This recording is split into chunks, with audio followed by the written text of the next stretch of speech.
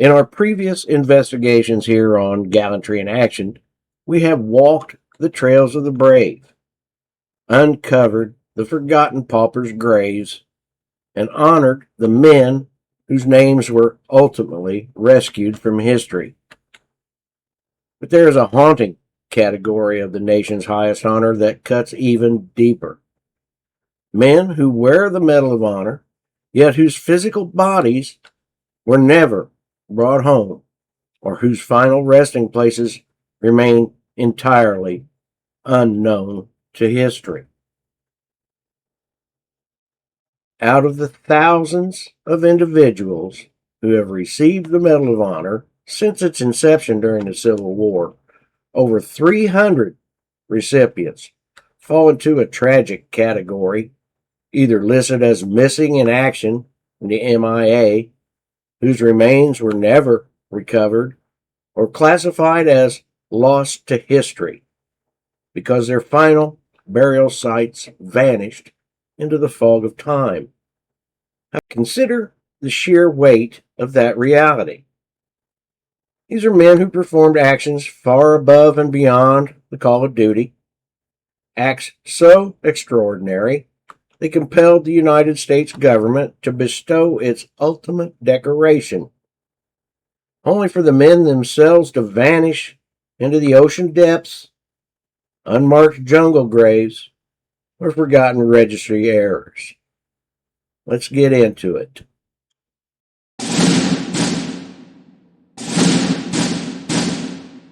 Many of these missing recipients share a similar haunting fate, dictated by the environments where they fought, and most notably the vast, unforgiving expanses of the sea and the sky, and during the 20th century's global conflicts.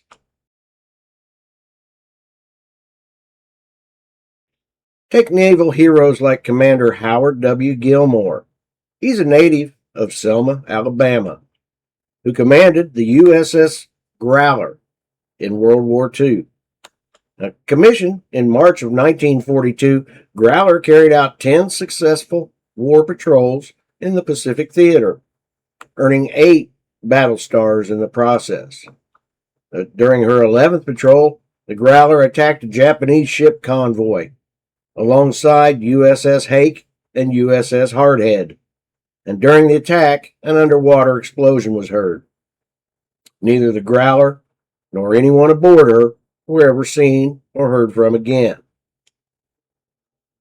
But for this hero, we're on the 4th patrol, from January through February 1943. On 1 January 43, saw Growler sail from Brisbane. On 6 January, she's credited with sinking of the Chifuku Maru, a 5,857-ton passenger cargo ship. Continued as normal with 2 further attacks, but no sinkings, until shortly after 0100, 7 February, when Growler stealthily approached the armed food supply vessel Hayasaki for a night surface attack. The small, fast ship suddenly turned to ram. Unable to avoid the collision, Gilmore ordered left full rudder and all ahead flank and rammed the enemy amidships at 17 knots. It bends Growler's bow 18 feet to the port side, and as machine gun fire raked them at point-blank range, Commander Gilmore ordered the bridge cleared. As the commanding officer, Gilmore, he's the last to leave the bridge, but was grievously wounded before he could get below. Now, realizing that he was jeopardizing his boat's escape, he ordered, "Take her down." The executive officer, Lieutenant Commander Arnold F. Schad, shut the hatch and dived the boat. By saving his command at the cost of his own life, Gilmore became the first of 7 World War II submariners to earn the Medal of Honor. Now, Ensign William Wadsworth Williams and Fireman 3rd Class Wilbert Fletcher Kelly also lost their lives in this incident. both killed by the Hayasaki machine gun fire whilst on topside. Their bodies went down with the deck watch, entombed forever at sea. We also have Submariner John P. Cromwell. He's from Henry, Illinois. He chose to go down with the USS Sculpin in the Pacific rather than risk leaking vital, top secret intelligence under enemy interrogation. Following promotion to captain, he went to sea in Sculpin as a prospective commander of a mid-Pacific submarine wolf pack. Now commanding the Sculpin is Lieutenant Commander Fred Conaway. He and Cromwell, both on their first war patrol. Cromwell, he knows some secrets, and he is completely familiar with the plans for the upcoming Battle of Tarawa, Operation Galvanic, and he knew a lot more about Ultra, the top secret code breaking efforts, and its source than anyone else on the Sculpin. And while attacking a Japanese convoy on 19 November 1943, Sculpin was forced to the surface, fatally damaged in a gun battle, and abandoned by her surviving crew members. Captain Cromwell, who knew secret details of the impending operation to capture the Gilbert Islands, deliberately remained on board as she sank, determined to sacrifice himself rather than risk capture and the subsequent danger of revealing plans under Japanese torture or the use of drugs. He stoically remained aboard the mortally wounded vessel as she plunged to her death.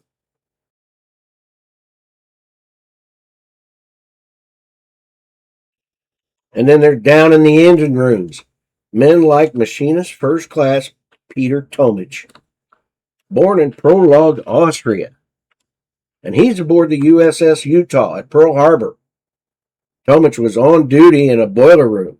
As the Utah began to capsize, he remained below, securing the boilers and making certain that other men escaped, and so lost his life. He purposely locked himself below deck to keep boilers from exploding, saving hundreds of shipmates while going down with the ship.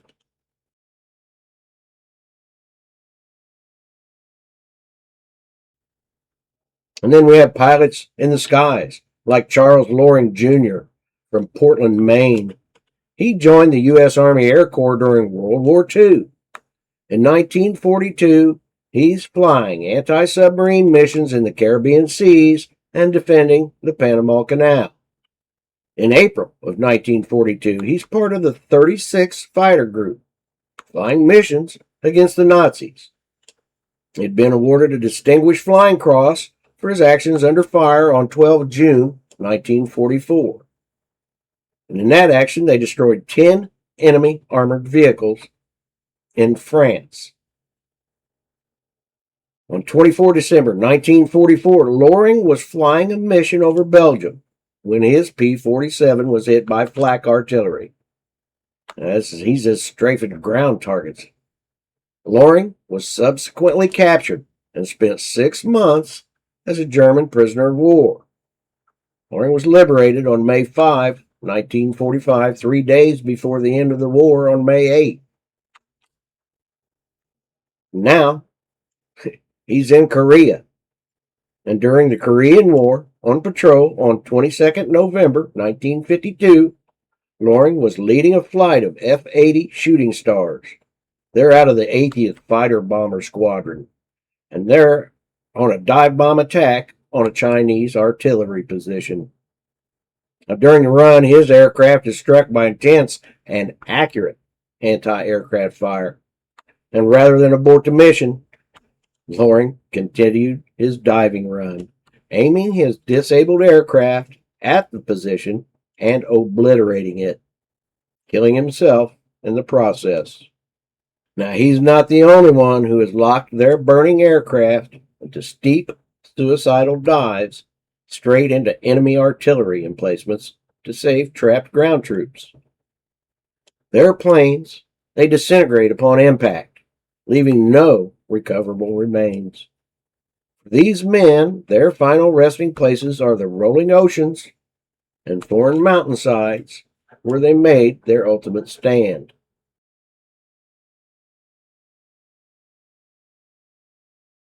And it's not just sailors and pilots. On the frozen ridges of Korea and the blood-soaked terrain of earlier campaigns, infantrymen and Marines earned the Medal of Honor under conditions that made recovery impossible.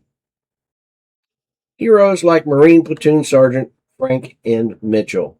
He's from Indian Gap, Texas. Mitchell enlisted in the United States Marine Corps in 1939, and during World War II, he served aboard the aircraft carrier the USS Enterprise at Wake Island. He did additional service in the Marshall Islands and occupation duty in China. He was also attached to Fleet Marine Force Pacific as a member of its rifle and pistol team. He was commissioned as a second lieutenant in 1945. Now, during the Korean War, now First Lieutenant Mitchell was a rifle company platoon commander in Company A, 1st Battalion, 7th Marine Regiment, 1st Marine Division. Now, the 7th Marines were activated on August 17, 1950. On 26 September, Mitchell personally led his platoon up a well-defended hill and overtook the enemy. He was awarded the Bronze Star Medal with the Combat V for heroic achievement in connections with operations against the enemy while serving with Company A. On 26 November, Mitchell and A Company, on patrol south of Udamni, Mitchell's platoon, which was on point, got hit hard by a Chinese ambush near the small village of Hagsang-ni. It caused a fierce firefight with the Chinese and many casualties in his platoon. Lieutenant Mitchell immediately acted at the front of his platoon and showed great personal valor and extraordinary heroism. And despite being wounded, he personally sacrificed his own life to save the lives of the Marines which were wounded in his platoon. Not to mention the other outnumbered Marines in his own platoon when they were being withdrawn. Then we have Private First Class Fernando L. Garcia. Born in Utuado, Puerto Rico, Garcia was a member of Company I, 3rd Battalion, 5th Marines, 1st Marine Division. On the night of his death, he and his company were posted about a mile from the enemy lines at Outpost Bruce, and this is in the Bunker Hill area in Korea. Chinese soldiers were attacking with artillery, mortars, and grenades.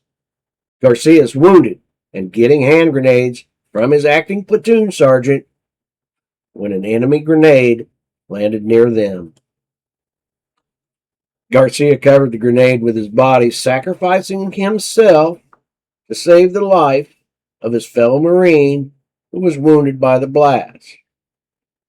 Garcia died instantly.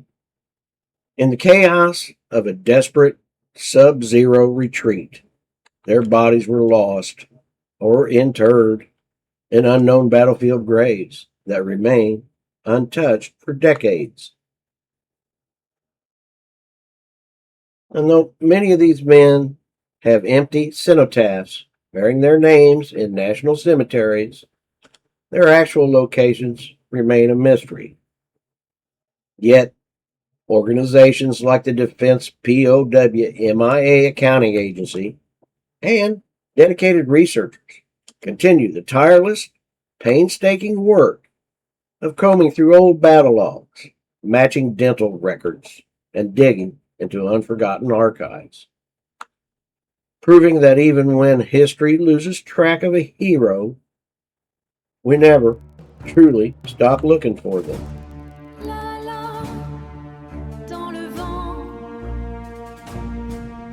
Let us know in the comments below which hero you'd like to hear about next.